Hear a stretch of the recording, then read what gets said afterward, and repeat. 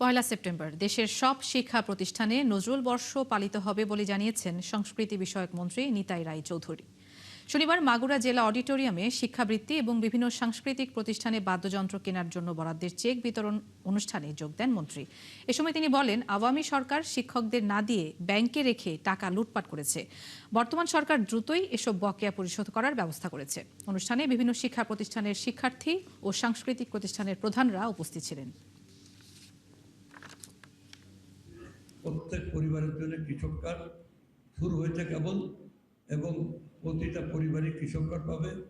এটা নারীদেরকে স্বাবলম্বী করার জন্য এবং সমাজে গুরুত্বপূর্ণ যে তাদের অর্ধেক অংশ তাদের মর্যাদা দেওয়ার জন্য, সম্মান দেওয়ার জন্য এই কৃষক কার্ড, ফ্যামিলি কার্ড নারীদের নামে থাকবে।